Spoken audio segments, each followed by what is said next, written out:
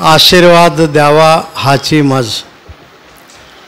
आज संतश्रेष्ठ ज्ञानोबारायांच्या या पवित्र भूमीमध्ये, भगवान मोहिनीराजाच्या पावन भूमीमध्ये सर्व परमश्रद्धेय पूजनीय वंदनीय प्रातस्मरणीय संत महंत आणि सर्व पक्षातील सर्व नेते मंडळी, देशप्रेमी ईशप्रेमी सर्व माता पिता बंधू भगिनी या सर्वांच्या उपस्थितीमध्ये आपण हा मंगलमय कार्यक्रम पार पाडून राहिलेला आहोत। ज्यांच्या कृपाआशीर्वादाने आपण हा कार्यक्रम पार पाडून राहिलो, आपलं सर्वांचं श्रद्धास्थान आताच पूजनीय झरेकर बाबांनी सांगितलं, बाबांची आठवण करून दिली। आजही जरी आपण कुठल्याही दगडाला कान लावला तर तो दगड सांगू शकेल की बाबांनी माझ्यावर खूप नजर टाकलेली आहे, मला डोळे भरून पाहिलं आणि नंतर मला या जागेवर स्थानापन्न केलं। खूप कष्टातून हे सगळं तयार केलेलं आहे।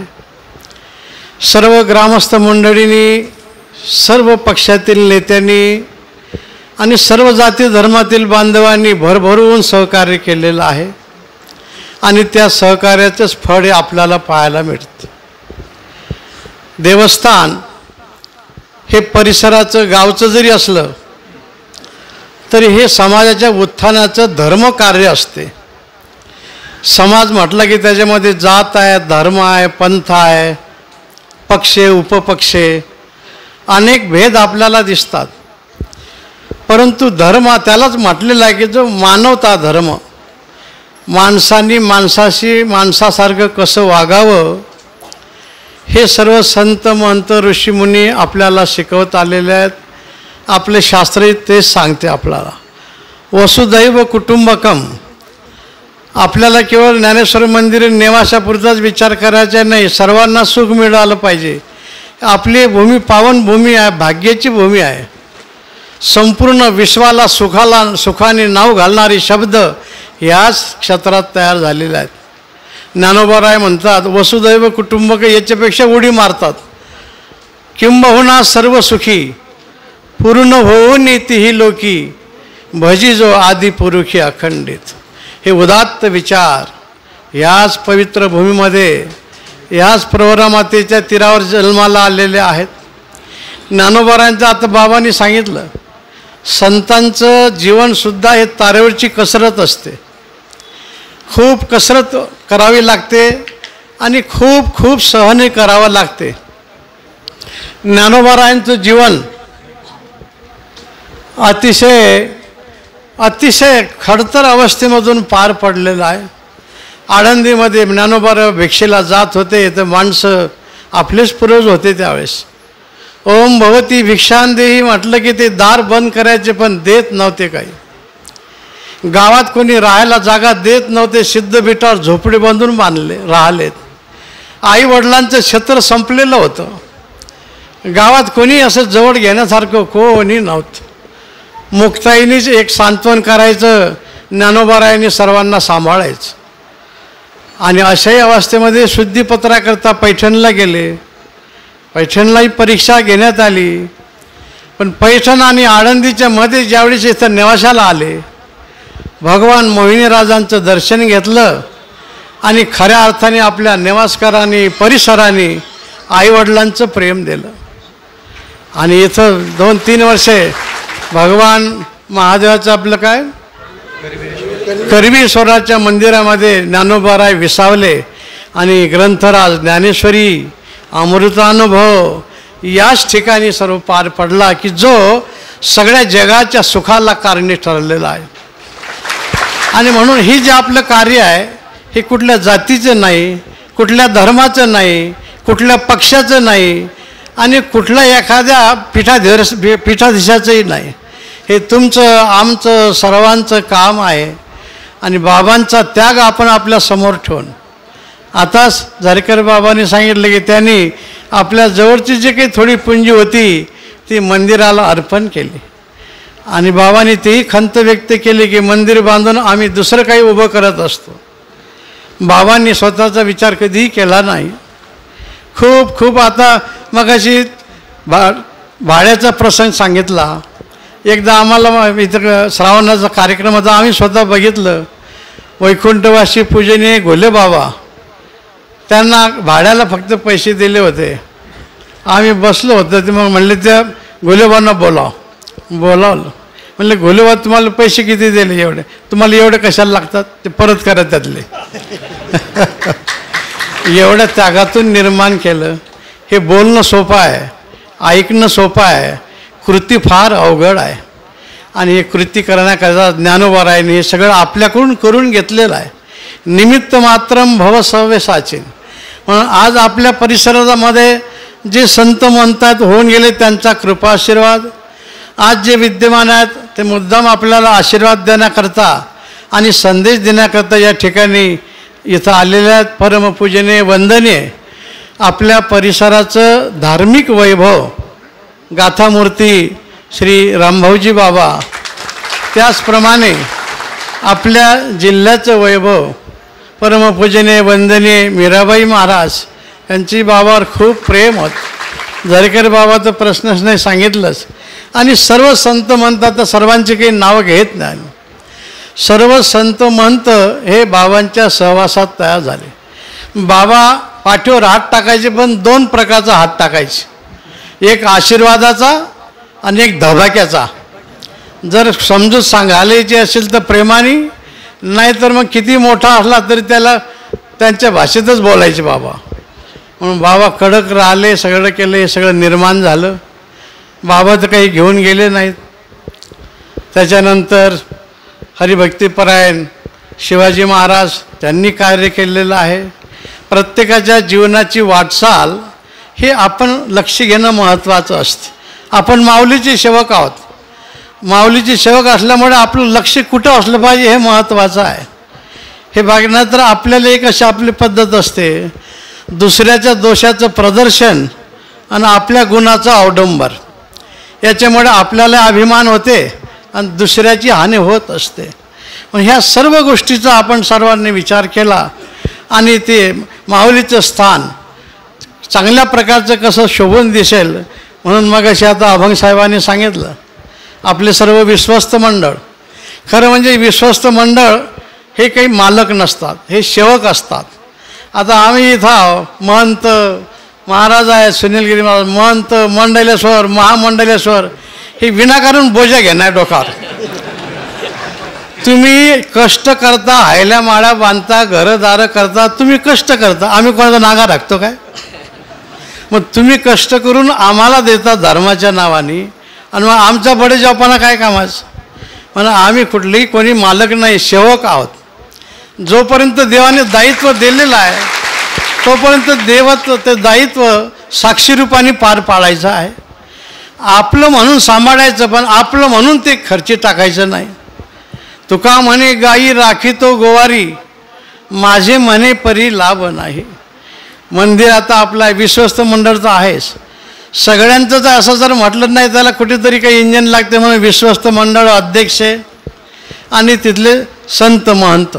इंजन असल्याशिवाय डबे ओढल्या जात नाही, आणि डबे नसले तर इंजनालाही महत्त्व नाही.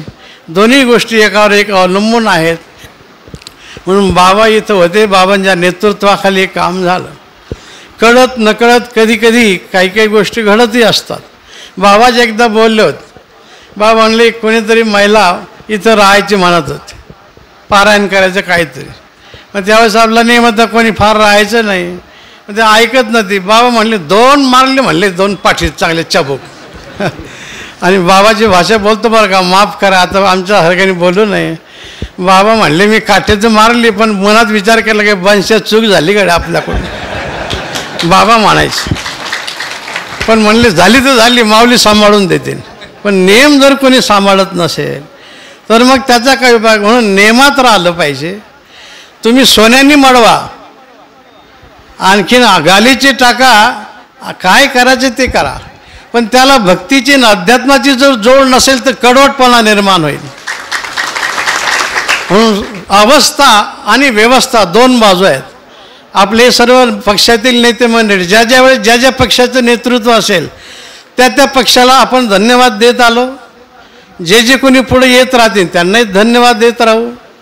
म्हणून पक्ष हे नेते मंडळी व्यवस्था लावण्याकरता असतात.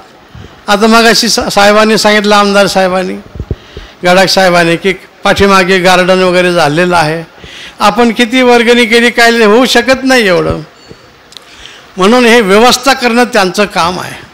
आणि पुन्हा आता मागच्या 2 महिन्यापूर्वीच मला वाटते आपल्या जिल्ह्याचे पालकमंत्री सन्माननीय श्री नामदार विखे साहेब त्यांनीसुद्धा बराचसा निधी मंजूर केलेला आहे.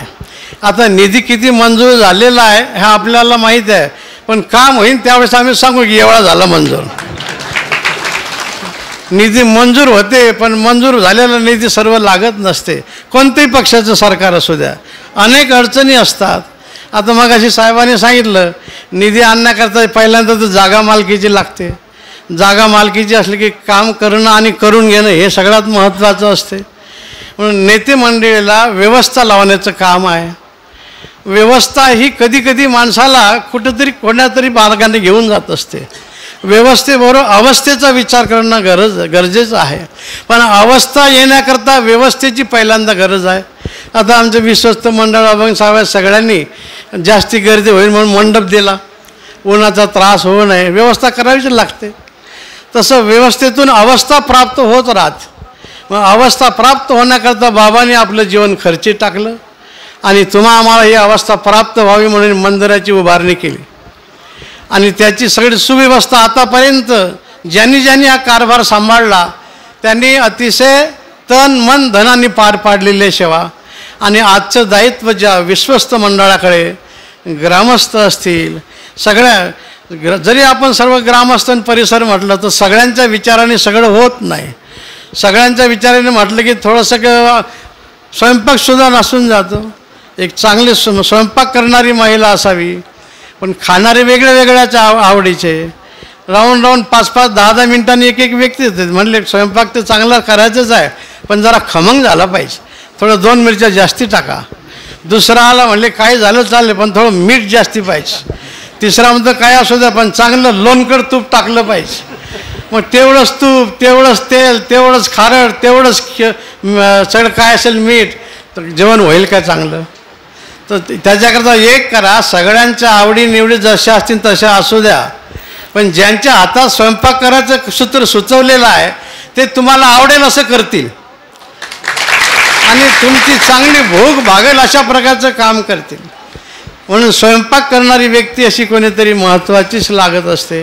म्हणून आमचे हरिभक्तीपरायण देवदास महाराज त्यांना ते जोग महाराजांचा आशीर्वाद घेऊन संस्थेचं अध्ययन पार करून आणि ओंकारेश्वरला नर्मदा मातेचा आशीर्वाद घेतला.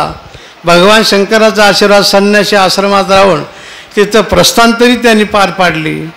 त्याच्यानंतर परमपूजनीय वंदनीय प्रातस्मरणीय भारतानंद स्वामीजी महाराज, आता आज मुद्दाम जवळ कार्यक्रम होता म्हणून ते आले नाहीत, पण श्रावणाच्या कार्यक्रमात अवश्य ते आल्याशिवाय राहणार नाहीत. त्यांच्याकडे महाराजांनी 7-8 वर्ष अध्ययन केलं आणि त्यांच्या मुशीमध्ये तयार झालेलं आहे. स्वामींचं त्यागमय जीवन आहे आणि ते इकडे आल्यानंतर ते काम करत होते. बरेचसे आश्रम झाले. महाराजांना आम्ही 2-3 वेळ म्हटलं की आपल्याला आश्रम तिथे चांगला झाला पाहिजे, पण ते महाराज काही कोणाला म्हणत नाहीत, काही होत नाही. म्हणून माऊलींनी काय केलं, आता अभंग साहेबांना सांगितलं, मग अशी त्या मातोश्रीचं नाव घेतलं, त्यांच्या कानात सांगलं की आमच्या देवदास महाराजचं नाव सांगा. मग विश्वस्त मंडळाच्या कानात सांगितलं, महाराज मंडळ नेते मंडळीच्या गावकऱ्याचे कानात सांगितलं की देवदास महाराजांना आता त्यांच्या नावात दास आहे आणि ते देवीचे दास म्हणजे ज्ञानदेवीचे दास झाले. आता काल परवा आमची गाठ झाली, ते म्हणले माझ्या नावातच दास आहे, मला वाटलं आंबेचा दास म्हणतील, पण ते म्हणले नाही मी आता ज्ञानदेवीचा दास झालो. इथं ज्ञानेश्वरी निर्माण झाली, त्यांच्या नावात दास आहे. त्यांना जरी घेतलं आपण महंत बनवलं, हे व्यवहाराकरता लिहावं लागते, बोलावं लागते. जो दुसऱ्याची मनोगत जाणेल तोची महंत, समर्थाने व्याख्या केली. दुसऱ्याचं मनोगत जागून दुसऱ्याला आनंद होईल असं जगतो तो खरा महंत असतो. म्हणून आता ही या इथल्या कार्याची धुरा देवदास महाराजांच्या खांद्यावर सर्वांनी दिलेली आहे आणि ते समर्थपणे पार पाडतील आपल्या आशीर्वादाने. ते तुमचे लेकरू आहे, तुम्ही आईबाप आहात, तुम्ही प्रेमाने सांगा. आणि दुसऱ्या शब्दाने सांगितलं की मग लहान मुलगा म्हटलं की त्याला रडू आल्याशिवाय राहत नाही. म्हणून सांभाळही झाला पाहिजे आणि देवस्थानची प्रगती झाली पाहिजे. या दोन्ही गोष्टीचा आपण विचार करायचा आहे. आणि तुमच्याही जीवनात ज्या ज्या वेळेस अडचण येतील त्या त्यावेळेस लेकरू म्हणून लेकरू राहत नाही. कधी कधी मुलंसुद्धा बापाला समजून सांगत असतात आणि तेहीसुद्धा वेळप्रसंगी आपल्याला समजूतदारपणाचे धडे देतील. आणि आपल्याला केवळ आपल्या निवासाचंच वैभव नाही तर आपल्या परिसराचं, आपल्या देशाचं हे सांस्कृतिक वैचारिक वैभव आपल्याला दृढ करायचं आहे. आणि ते करण्याकरता महाराजांची नियुक्ती एवढ्या सर्व संत महंतांच्या उपस्थितीमध्ये. मग असे अभंगसाहेब म्हणले कोणाला निमंत्रण नाही, फोन फक्त केलेत, कोणी आपल्या मोबाईलवर पाहिलेलं आहे. हे सगळं झालेलं आहे. आणि हे सगळं आपलं झाल्यानंतर आज हा कार्यक्रम पार पडला. आम्ही जरा सविस्तर बोललो म्हणून ज्ञानोबारायांनी हा संदेश दिलेला आहे, वैकुंठवासी गुरुवरे बाबांनी संदेश दिलेला आहे. आणि त्याप्रमाणे ही सगळी मंडळी तुम्ही आपण कामाला लागलो. आपण कोणाची केल्यामुळे हे झालं नाही आणि कोणाच्या केल्यामुळे होणारही नाही. करणारे ते श्रेष्ठ आहेत, समर्थ आहेत. म्हणून माऊलींचा कृपाशीर्वाद, गुरुवरे बाबांचा कृपाशीर्वाद घेऊन भविष्यामध्ये आपल्या सर्व भक्तांना, सर्व पक्षातील नेत्यांना, कार्यकर्त्यांना, सर्व जाती धर्मातील बांधवांना आपल्याला हे सर्वांना सुख प्राप्त करून देण्याचं एक फार मोठं या ठिकाणी दालन आपल्याला उभं करून दिलेलं आहे. ते आपल्याला पुढं न्यायचं आहे. माऊलींचा आशीर्वाद सर्वांना प्राप्त होत राहो. आजच्या या कार्यक्रमाचे सत्कार मूर्ती परमवंदनीय पूजनीय देवीदासजी महाराज, त्यांना आम्ही मानाचा मुजरा करतो. उपस्थित सर्व संत महंत पूजनीय गाथामूर्ती रामभाऊजी महाराज, त्याचप्रमाणे गुरुवरे मीराबाई महाराज, गुरुवरे झरेकर बाबा म्हणजे आमचे आता भीष्माचार्य आहेत. ते सगळं भीष्माचार्य सांभाळायचं काम करतो, पण ज्यांना नष्ट करायचं असतं त्यांनाही सांभाळायचं काम करत असतं. हे दोन्ही कामं भीष्माचार्य करतात. म्हणून सर्व संत महंतांना आम्ही वंदन करतो. आणि सर्व उपस्थित देशप्रेमी, धर्मप्रेमी बांधवांना आम्ही मानाचा मुजरा करतो. आणि जाता जाता एकच सांगतो, देश सुरक्षित, धर्म सुरक्षित, धर्म सुरक्षित, समाज सुरक्षित, समाज सुरक्षित, जाती धर्मातील सर्व उपासना सुरक्षित. हे आपल्याला हे तत्त्व माऊलीचं आपल्या अंगी बांधायचं आहे. एवढीच प्रार्थना करतो. सर्वेत्र सुखी न संतु, सर्वे संतु निरामयः, सर्वे भद्राणि पश्यन्तु, मा कश्चित् दुःख माप्नुयात्. सच्चिदानंद विग्रहम पूर्ण ब्रह्म परानंदमीशमानंदी वल्लभम. या ठिकाणी उपस्थित असलेली सगळी संत मंडळी, वारकरी मंडळी, भाविक भक्त आणि या ज्ञानोबाऱ्यांच्या या मंदिराविषयी अपार श्रद्धा असणारे सगळेच तुमच्या सगळ्यांच्या चरणावर साष्टांग दंडवत करून या स्थानावर योग्य व्यक्ती असावी याविषयी सगळ्यांच्या अंतःकरणात काय श्रद्धा आहे हे या ठिकाणच्या उपस्थितीवरून लक्षात येते. बाबांची निवड झालेली आहे. ज्ञानोबाऱ्यांची इच्छा आहे. बाबांना पुन्हा एकदा विनंती आहे. मागे गंगापूरला आले त्याही वेळेला मी सांगितलं की हा काटेरी मुकुट आहे. असावं असावं असावं असं वाटणं वेगळं, विद्यार्थ सगळ्यांना चालतो. फक्त तसं असलंच पाहिजे, आपण असलं पाहिजे. एक बाबांनी सांगितलं तारेवरची ती कसरत आहे, कठीण आहे, पण तरीही कुणाला ना कुणाला तो विषाचा प्याला शंकरासारखा घ्यावाच लागणार आहे.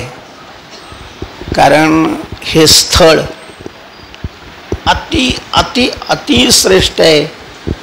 महाराष्ट्राला नव्हे, भारताला नव्हे, जगाला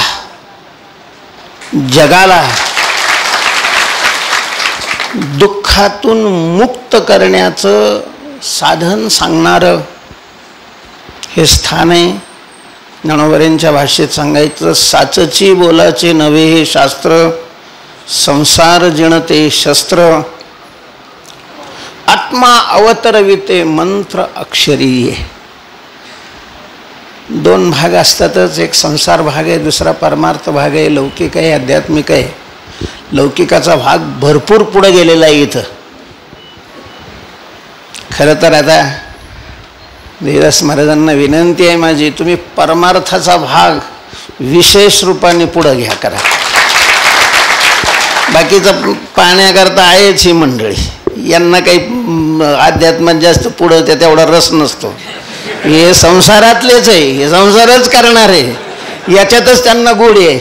तो भाग त्यांच्याच डोक्यावर द्यायचा आणि आपण आपली साधना स्वतः पुढं होऊन आपल्यासह अनेक जी मंडळी आहे, श्रद्धावान मंडळी, त्यांना बरोबर घेऊन पारमार्थिक श्रद्धा खूप वाढवावी.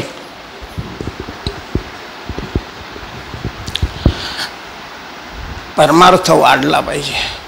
परमार्थ आणि संसारामध्ये जमीन आसमानचा फरक आहे आणि हा किमान जो ड्रायव्हर आहे त्याच्या लक्षात आला पाहिजे. परमार्थ काय आहे आणि लौकिक संसार काय आहे, आणि मग त्याच्यामध्ये प्राधान्य हे सोडून बी देता येत नाही. वारकरी संप्रदायाचं असं आहे की हे सोडून नाही, याला धरून, पण धरत असताना कमलाच्या फुलासारखं त्याच्यात राहायचं आणि त्याचा संबंध ठेवायचा नाही, अलिप्त अशा प्रकारचं राहून. त्यांना मी सांगितलं, तुम्ही निघण्याची तयारी करूनच तिथं जा. आले त्यावेळेसच सांगितलं, आपल्या परमार्थाला जर अडचण येत असेल तर मग थांबायची काही आवश्यकता नाही आहे. पण असा इथं नाही अनुभव. परमार्थाला सगळेच खूप सगळ्या दृष्टीनं सहकार्य करणारे मंडळी आहे. त्यामुळं त्यांनी परमार्थाची शक्ती वाढवावी. आपली पारमार्थिक शक्ती वाढली तर मग परमार्थ शक्ती पुढं तिला प्रतिबंध करणारी जगात कोणतीच शक्ती नाही, कोणतीही शक्ती नाही. परमार्थ ज्यावेळेला आपला परमार्थ कमी पडतो त्यावेळेला मग हे अडथळी, हे विघ्न येतात. तेव्हा एवढं बोलून माऊली त्यांना सद्बुद्धी देतील अशी माऊलींच्या चरणी प्रार्थना करून मी माझे 2 शब्द संपवतो. यांना मी विनंती करतोय की आपण या ठिकाणी आपलं मनोगत व्यक्त करावं.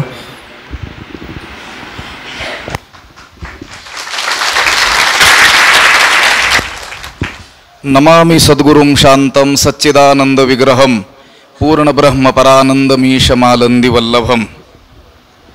हे पुण्यसलीला प्रवरा मातेच्या तीरावर वसलेलं पवित्राती पवित्र असलेलं हे नेवासा क्षेत्र आहे. या क्षेत्रस्थ असलेल्या अनेक देवी देवता, संत महापुरुष, भगवान करवीरेश्वर माऊलींनी ज्या खांबाला पाठ टेकून जगातील अलौकिक ग्रंथ सांगितला या ठिकाणी, तो पैज खांब आणि वैकुंठवासी सद्गुरू त्यागमूर्ती बन्सीबाबांचं हे त्याग मंदिर आहे. या ठिकाणी उपस्थित असलेले जे साधू संत आहेत, माझ्या श्रीगुरूंनाच मी ज्यांच्यामध्ये पाहतो असे परमपूज्य गुरुवर्य भास्करगिरीजी महाराज, परमपूज्य गुरुवर्य गाथामूर्ती वैराग्यमूर्ती राऊत बाबा, गुरुवर्य मीराई, या ठिकाणी उपस्थित असलेले स्वामी प्रकाशानंद गिरीजी महाराज आणि ज्ञानोबारायांनी म्हटल्याप्रमाणे जो गुरुबंधू सौजन्य सुजनू असे असलेले आमचे ज्येष्ठ गुरुबंधू भगवानजी शास्त्री जंगले महाराज, ऋषिकेशजी महाराज, पूजनीय वंदनीय झरेकर महाराज.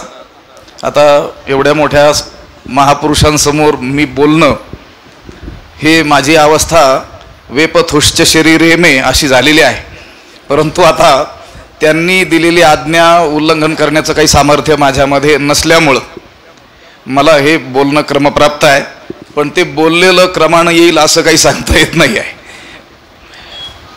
या ठिकाणी उपस्थित असलेले सर्व नेवासा क्षेत्रातील ग्रामस्थ मंडळी, सर्व पूजनीय महाराज मंडळी, ज्येष्ठ वारकरी मंडळी, देवस्थानचे सर्व विश्वस्त मंडळी, तालुक्याचे आमदार असलेले आदरणीय गडाख साहेब आणि सर्व पक्षीय नेते मंडळी, आपल्या सर्वांसमोर आत्ताच आमचे श्रीगुरु स्वरूप असलेले सर्व महात्मे यांनी सांगितलं की या ठिकाणच्या सेवेचा पदभार त्यांनी त्यांच्या आज्ञेनं माझ्याकडे त्यांनी सोपवलेला आहे. कालच मला वाटतं कुठंतरी उल्लेख करताना कोणी सांगितलं हे आता उद्यापासून नेवास्याचे महंत म्हणून किंवा मठाधिपती म्हणून. मी म्हटलो मठाधिपती वगैरे परंपरा ही काही वारकरी संप्रदायाची नाही आहे, आपली परंपरा ही सेवेची आहे. मज दास करी त्यांचा संतदासांच्या दासाचा किंवा तुमची दासीचा दास करून ठेवा, आशीर्वाद द्यावा हाची मज. तुकोबाराय म्हणतात आम्ही किंकर संतांचे दास, संत पदवी नको आम्हास. तिथं म्हटलं मी ही वचनही सांगण्याची आवश्यकता नाही, माझ्या नावातच काय आहे दास शब्द आलेला आहे, देवी दास, आणि अशा तशा देवीचा दास मी नाही आहे. नामा म्हणे ग्रंथ श्रेष्ठ ज्ञानदेवी एकतरी उभी अनुभवावी, त्या देवीचे आम्ही काय आहोत, दास आहोत. या सर्व महात्म्यांच्या मनोगताप्रमाणे त्यांच्या आज्ञेनं या ठिकाणी येण्याचा हा योग आलेला आहे. त्यांनीच सांगितल्याप्रमाणे आरंभाला मी 2 वेळेस त्यांना नाही म्हटलो होतो, म्हणजे त्यांनी पुन्हा तिसऱ्यांदा यावं यासाठी नाही, तर आमचा स्वभाव आपला एकांतात राहण्याचा, चिंतन करण्याचा आहे. आपल्याला लोकांमध्ये जाऊन कार्य कसं करावं याची काही फारशी माहिती नाही आहे. कोणती कार्य, भौतिक कार्य.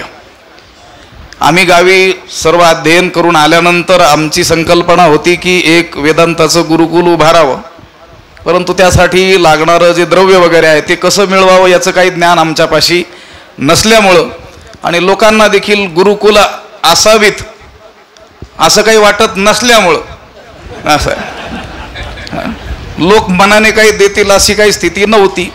बरं, त्यांनी तरी का द्यावं, त्यांनी अजून आपलं जीवन पाहिलेलं नाही, ते पाहतील 15-20 वर्ष मग देतील, तोपर्यंत आपण म्हातारे होऊन जाऊ. असं आहे. शिकवण्याकरिता शास्त्र उपस्थित राहण्याकरिता आवश्यक असलेली स्मृती बुद्धी ही वयोपरत्वे कमी होत जाते. अनेक ग्रंथांचं आवर्तन इच्छा नसतानाही करावं लागतं. जसं ज्ञानेश्वरीचं पारायण आपण आनंदाने करतो, गाथेचं पारायण करतो, पण न्यायादी व्याकरणादी जे ग्रंथ आहेत त्याचं पारायण काही कोणी कुठं आनंदानं केलेलं दिसत नाही, पण ते उपस्थित ठेवण्यासाठी करावे लागतात. कारण कोणी विचारू शकतो तुमची सिद्धांत कौमुदी झाली, मग सांगा या सूत्राचा अर्थ. आपण काय म्हणायचं, विसरलो, मग काय उपयोग काय त्याचा. मग ते काही संकल्प आमचा काही पूर्ण होताना दिसला नाही. त्याच्यामागं ज्ञानोबारायांचाच काहीतरी हेतू असावा. एक खेडूत मनुष्य एक वाक्य काल परवा बोलला होता. तो म्हणाला, ज्ञानोबारायांना तुम्हाला खरं तर श्री स्वामीजी आमचे सद्गुरू असलेले त्यांच्यापासून नेवास्यालाच न्यायचं होतं, पण जाणारा मार्ग तुमच्या जन्मगावाजवळून होता, म्हणून 2-3 वर्ष 4 वर्ष तिथं थांबा असं माऊलींनी सांगितलं. म्हणून तो 4-5 वर्षाचा काळ आम्ही तिथं राहिलो. जरी आमचा गुरुकुलाचा संकल्प पूर्ण तिथं झाला नाही तरी आम्ही काही स्वस्थ बसलो नाही. आमच्याकडे विद्यार्थी, त्यांची सोय करण्याची काही आमच्यामध्ये क्षमता, पण आम्ही गावोगावी जाऊन मग त्या लोकांना समजेल अशा भाषेत ज्ञानेश्वरी म्हणा, नाथराय, ज्ञानोबारायांचे हरिपाठ म्हणा, विचारसागर म्हणा, अशा ग्रंथांचं काय केलं, अध्ययन केलं. त्याचंच काहीतरी फळ म्हणा किंवा ज्ञानोबारायांनी ते आमचं काम बघूनच म्हणा, काही म्हणा, पण या ठिकाणी बोलावून घेतलं. आता सर्व साधू संतांनी ज्या काही मौलिक सूचना केलेल्या आहेत त्या पालन करण्याचा आम्ही काटेकोट प्रयत्न करू. या ठिकाणी तर बाबा म्हणाले तसं भौतिक विकास खूप झालेला आहे, पुष्कळ झालेला आहे, अजूनही होत राहील.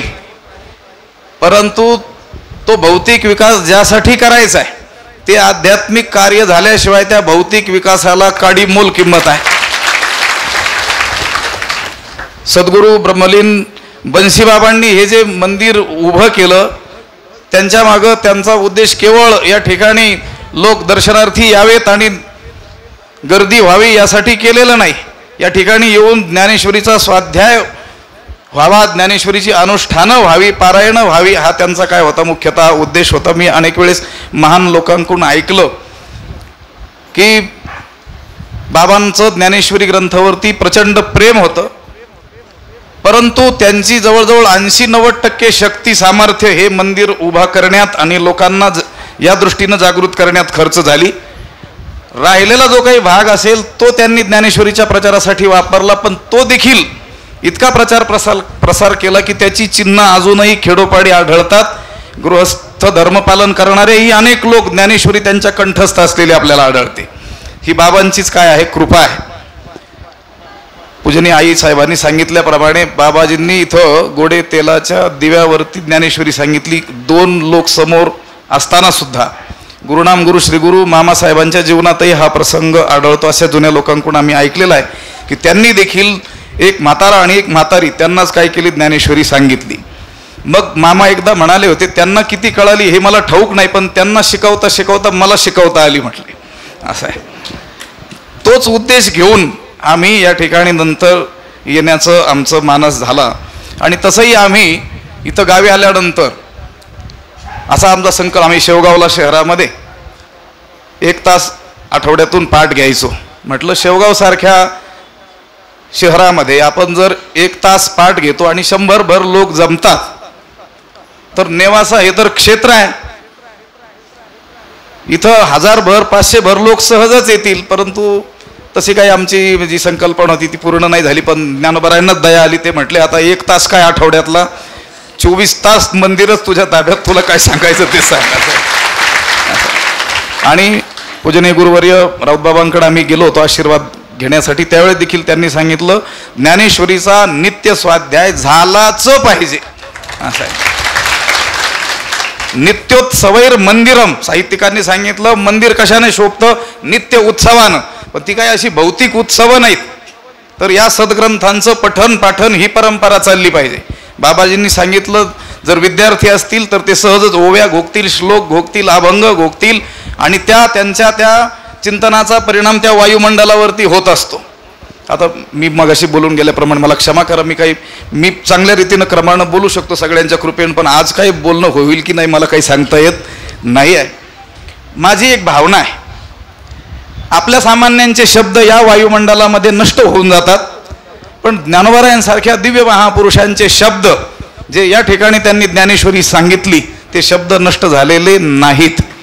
असं आजही या ठिकाणी आपण जर अत्यंत संवेदनशील हृदयानं अंतःकरणानं ज्ञानोबारायांना वंदन करू तर ज्ञानोबारायांनी जे बोललेले शब्द आहेत त्यांच्याच भाषेमध्ये साच आणि मवाळ, मितुले आणि रसाळ, शब्द जैसे कल्लोळ अमृताचे, त्या ध्वनी लहरी आपल्याला निश्चितच ऐकू आल्याशिवाय राहणार नाहीत. सर्व श्री गुरु स्वरूप असलेल्या या संतांनी मला जी आज्ञा दिली आणि ज्या काही सूचना केलेल्या आहेत त्या पालन करण्याचा मी तंतोतंत प्रयत्न करणार आहे. पूजनीय गुरुवर्य भास्करगिरीजी महाराज, राऊत बाबा, मीराई हे बोलता बोलता जे काही शब्द माझ्यासाठी त्यांनी सांगितले, मी ज्ञानोबारायांना आणि आमच्या श्रीगुरु स्वामी श्री भारतानंद गिरीजी महाराजांना साक्षी ठेवून तुम्हाला शब्द देतो, माझा प्राण जाईल परंतु कलंक लावून आम्ही घेणार नाही. कारण या परमार्थ मार्गामध्ये आम्ही जे आलो ते मान आणि धन मिळवण्यासाठी आलेलोच नाहीत. एवढंच जर शिकलो असतो तर तिकडं मोठा IAS अधिकारी झालो असतो आम्ही. मला आता भूषण सांगायचं नाही, पण आता ओघानं प्रसंगाला मी 2 विषयात MA केलेला आहे आणि मला अगोदर वाटायचं आपल्या नावापुढे लांबच लांब अशा पदव्या असल्या पाहिजेत, पण काही महापुरुषांचा संग झाला आणि त्याच्या भावना किंवा इच्छा होत्या त्या पूर्णपणे नष्ट झाल्यात. त्यातील पहिले महापुरुष आहेत वैकुंठवासी सद्गुरू जयराम बाबा भोसले. कारण माझ्या आध्यात्मिक शिक्षणाची सुरुवात तेथे झाली आणि शेवट कुठे झाला, स्वामीजींकडे झाला. दोघेही टोकाचे वैराग्यवान महापुरुष आणि मधल्या काळातही वैकुंठवासी गुरुवर्य घुलेबाबांसारखे, मारुतीबाबांसारखे महात्मे आम्हाला लाभले. आमच्या अनंत जन्माची काही पुण्याई असेल म्हणा, सांगता येत नाही.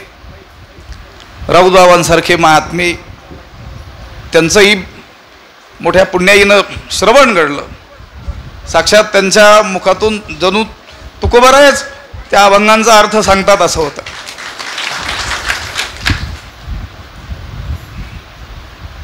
फक्त मी ज्या उद्देशाला घेऊन इथं आलेलो आहे तो उद्देश सर्व संबंधित लोकांनी लक्षात ठेवावा. कारण अभंग साहेब माझ्याकडे ज्यावेळेस आले होते आणि शेवट त्यांनी विचारलं की आता साधू संतांच्या आज्ञेनं तुम्ही होकार दिलेलाच आहे, तर आमच्याकडून तुमच्या काय अपेक्षा आहेत. मी त्यांना म्हटलं होतो आम्हाला आमच्या स्वामीजींनी असं घडवलेलं आहे आम्ही कुठेही राहू शकतो. तुम्ही शहरात नेऊन घाला की हिमालयात नेऊन घाला किंवा एखाद्या डोंगर भागात नेऊन घाला जिथं 5 किलोमीटर अंतरावर पाणी हंड्याने आणावं लागतं, तिथंही राहिलेलो आहोत. स्वामीजींनी तसंच आम्हाला करूनच घेतलेलं आहे. तुम्ही मला चालाल, नेवासा क्षेत्र नेवासा शहर लोक मला चालतील, पण विचार करा मी तुम्हाला चालेल का. माझं बोलणं लक्षात येत आहे की नाही कुणास ठाऊक. कारण आम्ही जसे आहोत तसेच राहणार आहोत. तुमच्यासाठी आम्ही आमच्या व्रतामध्ये काहीही काडीचाही बदल करणार नाहीत. तुम्ही म्हणाल तुम्ही एकांतात राहत होते, तुम्ही कीर्तनाचे पैसे घेतले नाही, जाणे येण्याचे सुद्धा घेतले नाही, मग तिथं आल्यानंतर तुम्हाला घ्यावे लागतील, जमणार नाही. पुन्हा तुम्ही म्हणाल मग मी कीर्तनाचे घेत नाही मग तुम्ही मंदिराला दिले पाहिजेत असं तुम्ही सांगा, हेही जमणार नाही. पण लोक दिल्याशिवाय राहणार नाहीत ही गोष्ट तितकीच खरी आहे असं. कारण आमचा तो अनुभव आहे. आता इकडं यायचंच होतं म्हणून तिकडं कशाला बांधून आम्ही ठेवून आणखीन उपाधी वाढवावी, नाहीतर लोकांनी सांगितल्यानंतर तेही केलं असतं. हे आता हे जाहीर सांगितलेलं बरं, नाही तर ते एकटेच अभंग साहेब होते त्यावेळेस ऐकायला आणि कृष्णा भाऊ होते. बाबांनी सांगितल्याप्रमाणे आमच्या श्रीगुरु स्वामीजींनी सांगितल्याप्रमाणे आमच्या परमार्थाला आणि आम्ही जे काम करणार आहोत तुमच्याकडून कोणत्याही स्वार्थाची अपेक्षा न करता त्याला बाधा होऊ न देण्याची काळजी तुम्हाला घ्यावी लागेल. माझ्या श्रीगुरु स्वामीजींनी सांगितलेली एक गोष्ट मी तुम्हाला सांगतो आणि मी माझे शब्द संपवणार आहे. ज्यावेळेस अभंगसाहेब प्रथमतः आले होते मी त्यांना नकार दिला. त्यानंतर स्वामीजींच्या दर्शनाला गेलो. स्वामीजींना सांगितलं असे असे लोक मला म्हणत आहेत पण मला जाण्याची इच्छा नाही. तुमच्याकडे जर ते आले, कारण मी ढकलून देणार तुमच्यावर की स्वामीजींना विचारा, जर ते आले तर त्यांनाही नाही म्हणा. स्वामीजींनी सांगितलं मी अजिबात नाही म्हणणार नाही. जर तुला उचित वाटत असेल तर तुझा आता मी तुम्हाला शिकवून विवेकी बनवलेलं आहे. पण मी अर्धा तास त्यांच्याशी झंझट केली की माझ्या मनोगताप्रमाणे ते बोलतील की अरे हे स्थानं फार ह्याचे असतात, वादाविवादाचे असतात, तू म्हणतो तेच खरं. कारण आमचा तो पूर्वीचा अनुभव होता. आम्हाला जे वाटतं ते आम्ही कधी कधी त्यांच्याकडून वदवून घ्यायचो. पण अर्धा पाऊण तास बोलल्यानंतरही ते काही माझ्यासारखं बोलले नाहीत. म्हटले प्रारब्धात जर एखाद्याच्या कुठं जाणं असेल तर जावं, पण कसं राहावं ते त्यांनी सांगितलं. एक राजा एका राज्याचा एक राजा मेल्यानंतर तिथं राजगादीवरती बसवण्याची परंपरा अशी होती की त्या हत्तीनीच्या सोंडेमध्ये माळ द्यायची आणि ती ज्याच्या गळ्यात घालील तो त्या देशाचा राजा. एका देशाचा राजा मेला, त्यांच्या प्रथेप्रमाणे त्यांनी हत्तीनीच्या सोंडेत माळ दिली. सगळे लोक डोकं पुढं करत होते की ही हत्तीन मला माळ घालील, परंतु हत्तीनीनं माळ घातली नाही. नगरी फिरून झाली सगळी. नगरीच्या बाहेर ती हत्तीन गेली. एका झाडाखाली एक साधू ध्यानस्थ बसलेला होता, त्याच्या गळ्यामध्ये त्या हत्तीने नेऊन माळ घातली. या सगळ्या लोकांनी बाजे गाजे नेलेले वाजवले, जय जयकार केला, महाराज की जय हो. त्याने डोळे उघडले आणि त्याचा सत्कार सुरू केला. तो म्हटलं ही काय भानगड आहे, मी आपलं जगाला कंटाळून इकडं आलोय. हे ते म्हटले नाही तुम्ही आमचे महाराज आहात. सगळे लोक नमस्कार करू लागले. त्याने नकार दिला तर त्यांनी सांगितलं नाही. त्याच्या अंगावरचे वस्त्र काढू लागले, हे राजभूषण त्याला चढवू लागले. पण त्याने सांगितलं ठीक आहे. त्याने परिस्थिती ओळखली आणि तो म्हणाला ही माझे पूर्वीचे वस्त्र मला परत करा, मी तुमच्या मनोगताप्रमाणे तुमच्यासोबत यायला तयार आहे. तो राज्यात आला. त्याने उत्कृष्ट असा राज्यकारभार चालवला. परंतु ते कपडे जे मागून घेतले होते ते एका खोलीमध्ये ठेवले, कपाटामध्ये ठेवले आणि रोज सकाळी जाऊन त्या कपड्यांना नमस्कार करायचा आणि एक वाक्य बोलायचा, तुम्हारे भी दिन आएंगे. असं आहे, तुमचे सुद्धा दिवस येतील. अनेक वर्ष राज्यकारभार केल्यानंतर एक दिवस परत चक्र आलं. बातमी राजापर्यंत आली की कोणीतरी राजा आपल्या देशावरती स्वारी करून आलेला आहे सैन्यासह. तो म्हटला ठीक आहे येऊ द्या. सीमेपर्यंत तो आलेला आहे, सीमेत घुसलेला आहे, पण त्यांनी दुर्लक्ष केलं. अगदी राजधानीत तो राजा सैन्यासह दाखल झालेला आहे तरी त्यांनी दुर्लक्ष केलं. राजवाड्यात तो पोहोचलेला आहे. राजा जिथं सिंहासनावर बसतो तिथं तो आलेला आहे. मग हे जे राजे म्हणजे पूर्वीचे साधू असलेले ते त्या सिंहासनावरून उतरले आणि या राजाकडे आले, आपल्या डोक्यावरचा मुकुट काढला आणि त्यांच्या हातात ठेवला. हे सगळं जे चाललंय कशासाठी? या मुकुटासाठी ना, हा मुकुट घे म्हणे. सगळे राजे चिन्ह काढून त्याच्या ताब्यात दिले. त्यालाही आश्चर्य वाटलं, आजपर्यंत लढाई केल्याशिवाय काहीच मिळालेलं नाही. हा राजा विचित्रच दिसतोय म्हटले. खरं तर विचित्रच होता तो, लक्षात आलं का? आणि हे राजचिन्ह, वस्त्र, अलंकार, भूषणं काढून देऊन आपल्या त्या खोलीत गेला. त्या कपाटातील ते कपडे त्याने काढले आणि त्या कपड्यांना पुन्हा म्हणाला. काय म्हणाला? पूर्वीचं वाक्य नाही म्हणाला. तो म्हणाला, आपके भी दिन आये है. आणि ते कपडे घालून पुन्हा तो वनात गेला. एवढ्या अनासक्त वृत्तीनं राहा असं स्वामीजींनी आणि श्री गुरु राऊत बाबांनी मला सांगितलेलं आहे. असं आहे. आता यावरती काही बोलणं नको, पण ही जी जबाबदारी आमच्यावर आली ही सेवेची जबाबदारी आहे. आम्ही सेवक आहोत, आम्ही दास आहोत. ज्ञानोबारायांची इच्छा असेल म्हणूनच हे सगळं घडून आलेलं आहे. पण हे सगळं घडण्याच्या मागं आमची नेमकी कोणती पुण्याई आहे हे काही आम्हाला कळत नाही. म्हणून तुकोबाराय देवाशी बोलताना ज्या भाषेत बोललेत तो अभंग मी एकदा आपल्याला सांगतो. कोणा पुण्या फळ आले आजी देखिली पाऊले, ऐसे नेणो नारायणा संती सांभाळिले दिना. कोण लाभ काळ दिन आजीचा मंगळ, तुका म्हणे झाला एवढा लाभ का विठ्ठला. पुंडलिक वरदा हरी विठ्ठल. श्री ज्ञानदेव तुकाराम पंढरीनाथ भगवान की जय. या व्यक्त करतील आदरणीय गुरुवर्य झरेकर बाबा.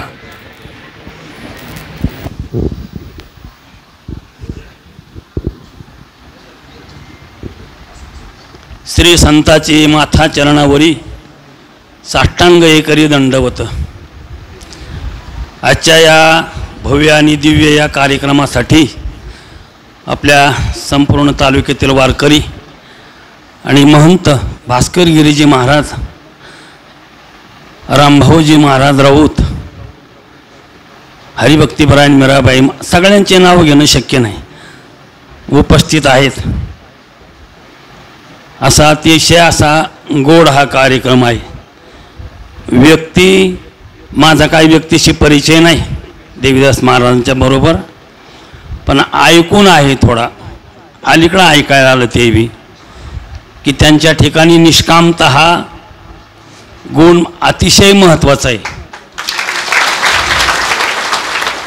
आणि मंदिर जे उभारलं तर ते बाबांच्या ठिकाणी जी पराकोटीची निष्कामता होती त्यामुळेच हे थोडं खात पडलेलं, लिवडुंगात पडलेलं हे जे स्थान हे प्रसिद्धीला आलं, हे बाबाच्या त्यागामुळे आलं. बाबांनी त्यांच्या ह्याच्यात लिहिलेलं आहे की बा 1939 साली पहिली वर्गणी बाबाची स्वतःची जमीन विकून 2500 रुपये वर्गणी स्वतःची आहे. काही महाभाग असे पाहायला मिळतात मंदिर बांधताच जमीन घेतात, पण बाबांनी त्याग केला आहे. बाबाच्या त्यागामुळे फार त्याग. उगा एकच उदाहरणं बरेच आहे माझ्याकडे त्यांचे. आता मी लहानपणापासून त्यांच्या 1954 सालापासून त्यांचे कीर्तन ऐकत होतो. बाबांना आणून घातलं गाडी बैलात याच्यामध्ये घोडेगाव स्टँडवर आणि येणे जाण्याची खर्च म्हणून 5 रुपये दिले. बाबांनी अरे 4 रुपये 65 पैसे दे. भाऊ काय 35 पैसे ते तुला सांगतो ना, सुट्टे करून आण. खवळले बाबा, सुट्टे करून आणले. 35 पैसे सुद्धा वाढवून घेतली. इतकी पराकोष्टीची निष्कामता. अशी उदाहरणं बाबाची किती देता येतील. मला उगा आपलं 1 मिनिटात घ्यायचं आहे आटपून. मी काय फारसा इतका बोलणार नाही अशा सभेमध्ये. तुम्ही फार मोठी मोठी मंडळी आहात, महाराज बसलेले आहे समोर, तेव्हा महाराजांनाच नमन करतो. आता पहिल्यांदा एक काय म्हणतात ना, हत्ती की पाव में सबके पाव, तसं महाराजांना नमन करून आणि मी थोडंसं 2 शब्द बोलतो पडे आशीर्वादपर. जय जय भास्करगिरी निर्मळ, काम क्रोधाचा लागो निधी मळ, लोक उद्धाराची तळमळ, असे केवळ मनी त्यांच्या. असं त्यांना नमन करतो. त्याचप्रमाणे रामभाऊजी महाराजांना नमन करतो आणि 1-2 शब्द बोलतो फक्त 1 मिनिटाच्या आतच. की या ठिकाणी व्यक्ती जी निवडली तर ती काय असतं, परमार्थ करणाऱ्याला परमार्थालाही फार विघ्न आहेत. आता तर कोणताही माल करायला त्याला कोणतेही रोग आहेतच, कोणताही माल करा त्याला रोग आहेत, तसं परमार्थाला सुद्धा रोग आहेच. परमार्थाला नाथ महाराजांनी सांगितले, एक ओवी मला आठवली तर बरं होईल. स्त्री आणि दुसरा अर्थू, की स्त्री आणि दुसरा अर्थू म्हणजे अर्थ हे अर्थमागं 15 अनर्थ आहेत. त्यांचं निष्कलंक वृत्तीने जीवन जावं त्याकरता मला एवढं बोलायचं आहे की स्त्री आणि दुसरा अर्थू हाच येलो की घोर अनर्थू, येणे अंतरला निज स्वार्थू, करी घातू प्राणाचा. असे नाथ महाराजांच्या अनेक ओव्या आहेत आणि मी लिहूनही आणलेल्या आहेत. मी भागवत वाचताना त्यांनी ओढल्यात ओव्या, त्यातली वगैरे एक सांगितली. म्हणजे हे 2 गुरुजी सांगायचे, पैकान बायका परभणीकर गुरुजी, हे 2 विघ्न आहेत, जबर आहेत, याच्यातून वाचायला पाहिजे. तो सुटला नाही तर मग गेला तो कामातून गेला. मग ती केस गेली, कामातूनच केस गेली ती. तेव्हा असं नाथ महाराज सांगतात, अर्थामागं 15 अनर्थ आहेत. मधाबर मला येतात काय ती तरी पाहून निदान. चोरी, हिंसा, असत्य, दंभ, काम, क्रोध, गर्व, मद, भेद, अविश्वास, वैर, स्पर्धा, स्त्री मागच्या अनर्थ, स्त्री, दूध आणि मद्यपान, हे 15 अनर्थ. एकच जर पाठीमागं लागला त्या जीवाचं वाटोळं करून, वय होऊन गेलेली जीवाचं वाटोळं करून टाकीत होतो. असं म्हणून त्या बाबतीत जर पाहिलं तर मला स्तुती नाही करायची, पण वस्तुस्थिती सांगायची. मी ऐकून अजून अनुभवलं नाही. देवदासजी महाराज आजच पाहिलं मी त्यांना की निष्कामता आहे अशी. बाबाच्या आशीर्वादाने तुमची निष्कामता, जीवन निष्कलंक जावं.